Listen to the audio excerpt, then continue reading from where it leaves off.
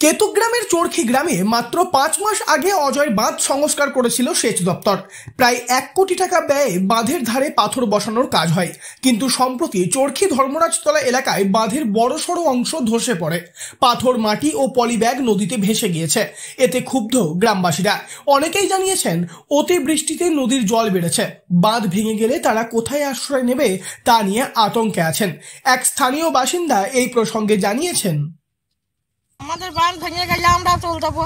এখন এই ভালো করে দিতে হবে একটু, জল গায়ে লাগলে আমাদের বাড়ি ঢুকবে।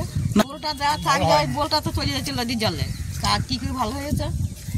ভালো হলে বাঁধ ভেঙে যায়। কেতুগ্রাম 1 ও 2 নম্বর ব্লকে অজয়ের মোট 18 কিলোমিটার বাঁধ রয়েছে। 2017 সালে বাঁধ সেচ দপ্তরের অধীনে আসে। তারপর কয়েক ধাপে সংস্কারের কাজ শুরু হয়। তবে 2021 সালের বর্ষায় ভয়াবহ বন্যায় বিল্লেশ্বর, রসুই, চরখি সহ মোট 5টি স্থানে বাঁধ ভেঙে যায়। ফলে বিস্তীর্ণ এলাকা প্লাবিত হয়। পরে ওই ভাঙা অংশে সেচ দপ্তর মেরামতির কাজ করে।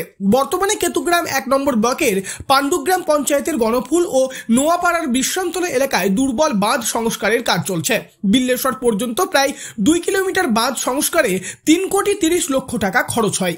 অজয়ের বাঁক নেওয়ার ফলে প্রতি বছর জল বাড়লেই ওই অংশে বাঁধের গায়ে প্রচন্ড চাপ পড়ে।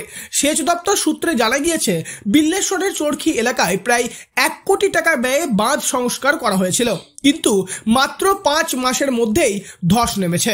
স্থানীয় বাসিন্দা খোকন পাল জানান, নদী জল বাড়লে ওই যেমন বোলটা ছেড়ে পালিয়ে গিয়েছে, আস্তে আস্তে ধস নেমে গিয়েছে মাটিটা, হালকা মাটি।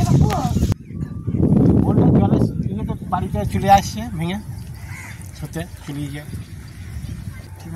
ঠিক মতন হয়নি। কেন?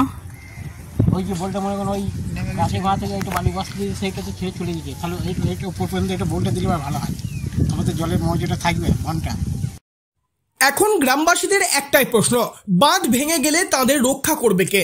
বর্তমানে অনেকেই খুবই চিন্তার মধ্যে রয়েছেন। পূর্ব বর্ধমান থেকে বনোয়ারিলাল চৌধুরী, লোকাল 18 বাংলা।